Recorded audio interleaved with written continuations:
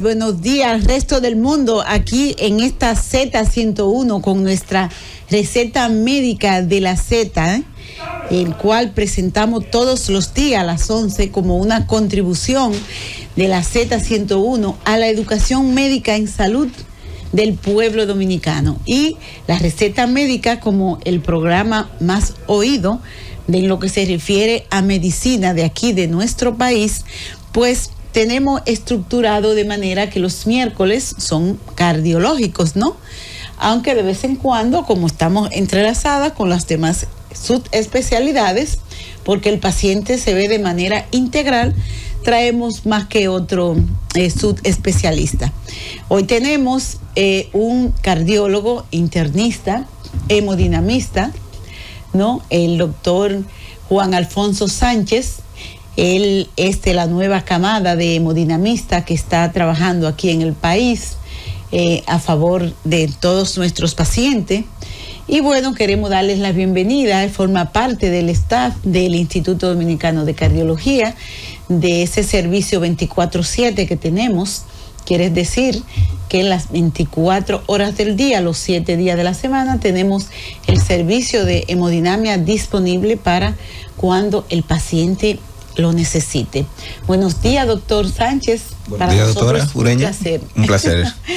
Tenerlo aquí como hemodinamista joven que se está abriendo camino aquí en nuestro país.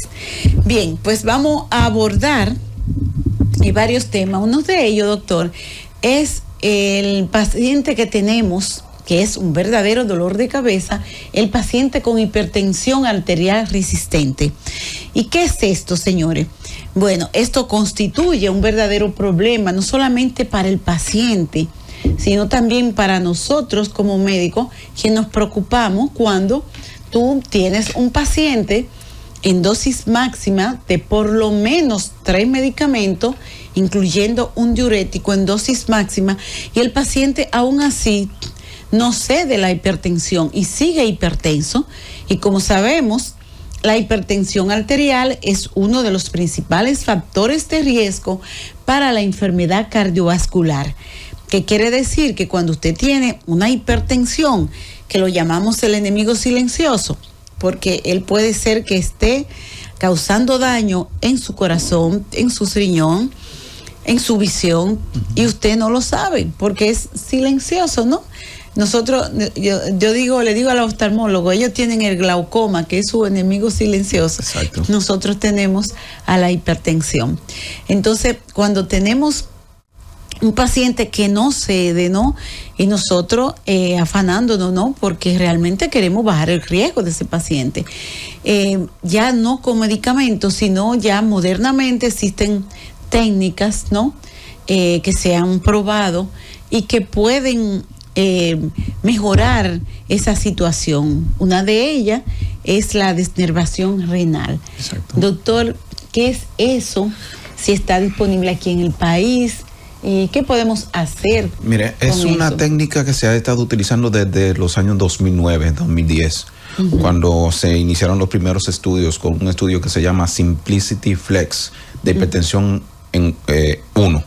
Se utilizaron en este estudio 50 pacientes, se llevaron a denervación renal y se observó que los niveles tensionales luego de varios meses disminuían de manera paulatina y los pacientes reducían el número de pastillas antihipertensivas que utilizaban. El estudio es un estudio mínimamente invasivo, se hace por la arteria femoral. Se coloca un introductor, se sube un catéter hacia las arterias renales. Eso lo hace el hemodinamista. Sí, lo hacemos en este nosotros, caso sí. tú, ¿no? Claro. Entonces, se hace un angiograma de lo que son las arterias renales. ¿Eso qué es, doctor? Bueno, un angiograma es simplemente bajo fluoroscopía, pintar las arterias con un medio de contraste. Las arterias renales, Las arterias renales en este caso. También los hacemos en la coronaria, pero sí, en este caso las renales. Entonces, luego de que pintamos la anatomía de las arterias renales, entonces valoramos su grosor, valoramos su longitud y valoramos si se puede o no se puede hacer la denervación renal. Previo a esto, hay muchísimos criterios que se utilizan para llevar al paciente a denervación renal. Y es que simplemente, ya usted lo dijo desde el principio, los pacientes con hipertensión arterial resistente, que son un 10% de todos los pacientes de hipertensión arterial global, exacto, son los pacientes que tienen niveles tensionales por encima de 140-90, a pesar del uso de 3 fármacos más un diurético a altas dosis. Entonces, este es el paciente que el cardiólogo no puede controlar de ninguna manera, los fármacos no funcionan, tienen una predisposición altísima a sufrir daño orgánico diana, tanto en el cerebro como con las enfermedades cerebrovasculares, ya sea la hemorragia o la isquemia. Puede ser a los grandes vasos, la disección aórtica, los vasos de la retina para el desprendimiento de retina, la insuficiencia renal crónica a nivel de los riñones y obviamente el corazón con los infartos. Que puede parar en diálisis, porque yo he visto gente joven con una hipertensión resistente y en diálisis. Entonces tú dices, ¿cuál fue primero, el huevo o la piedra? Exacto. La hipertensión le dañó el riñón o el riñón le causó la hipertensión. Pero es un drama. Es un drama no solamente emocional, sino también un problema económico. Alto. Porque las diálisis tienen su costo, ¿no? Por suerte que la mayoría de las ARS la cubren, ¿no? Pero señores, es un paciente que tiene que ir interdiario a sentarse 3 o 4 horas en una máquina de diálisis, ¿no? Con frecuencia hay que transfundirlo. Sí.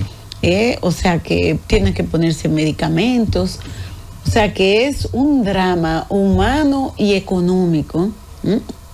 Cuando tú tienes un paciente en diálisis. Y si es un paciente joven, mucho peor. Mucho peor, ¿no? Sí. Yo he tenido pacientes que tienen años en una unidad de diálisis, ya se han hecho amigos, los conoce todo el mundo y las mismas esposas que los acompañan, o sea, que realmente es un drama humano, un paciente en hemodiálisis, ¿no? Que es la más usada, porque también existe la peritoneal, que es en su casa, pero no todos los pacientes califican para ello, ¿no? Y no está, creo que quizá no está disponible en todas las provincias, que por cierto, muy buen servicio que da el ministerio con eso, porque he tenido familiar en diálisis peritoneal y el servicio que dan es muy bueno. Es que tienen asistentes, van a la casa, te monitorizan y todo lo demás. Exacto. Sí, he escuchado. No solamente al paciente, sino también al familiar le enseñan. Pero yo realmente quedé sorprendida porque uno siempre tiene la idea de que no todo es muy bueno aquí en nuestro país, pero no es así, señores.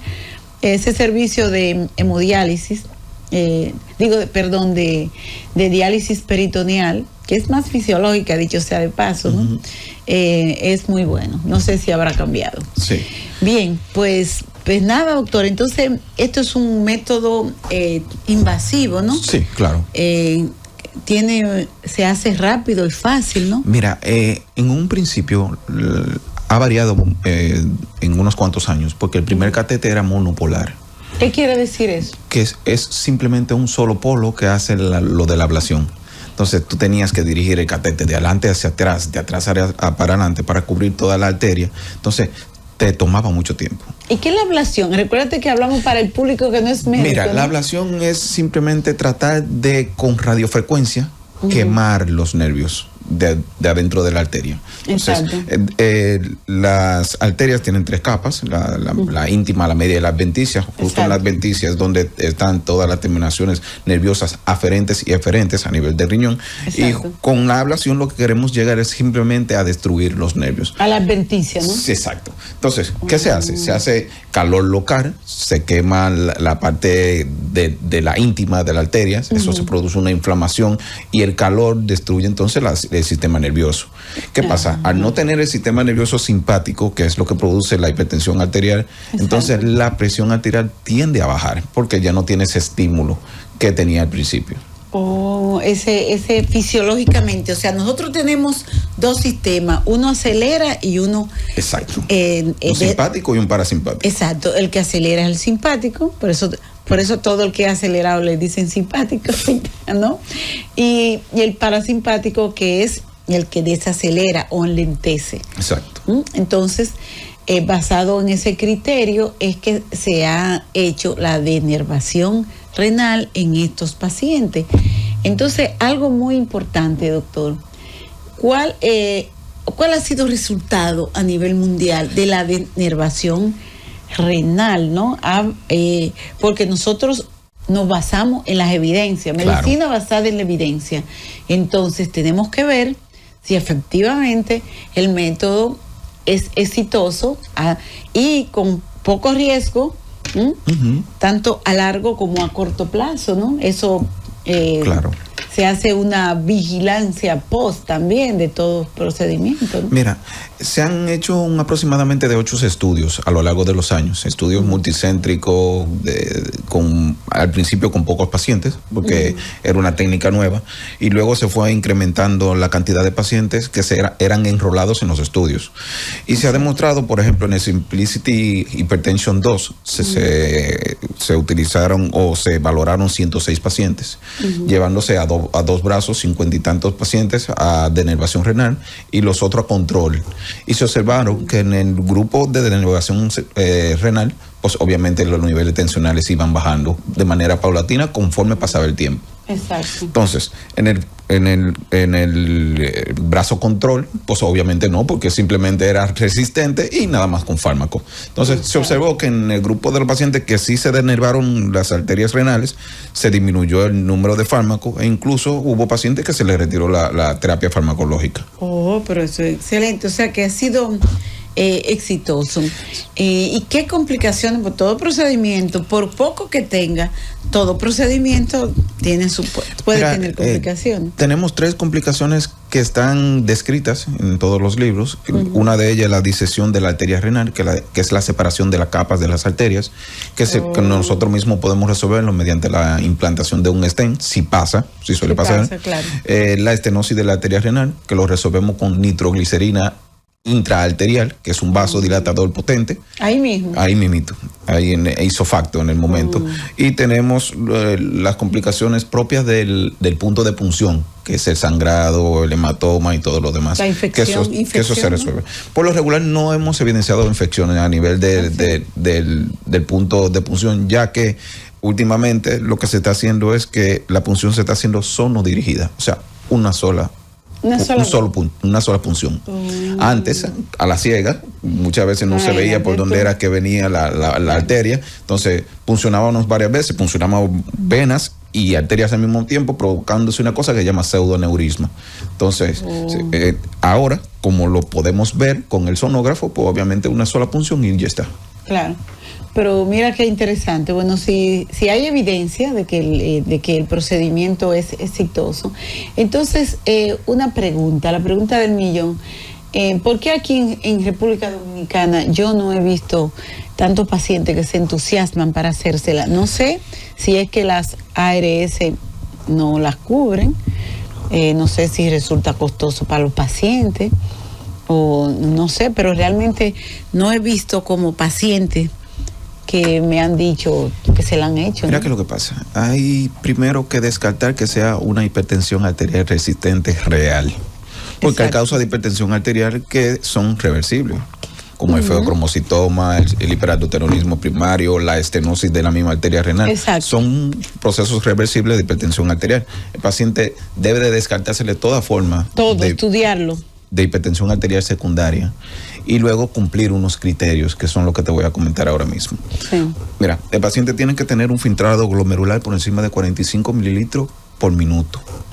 Porque por debajo de 45 mililitros por minuto ya el paciente tiene un daño renal, o sea, un daño a órgano diana. Exacto. Lo segundo es que tenga una presión arterial sistólica y diastólica por encima de 160, 90 milímetros de mercurio, a pesar del uso de los fármacos antihipertensivos mencionados. Y cerciorarse de que lo está tomando. Por ejemplo, exacto. Y que el paciente tenga ese apego medicamentoso y que se lo esté tomando diariamente.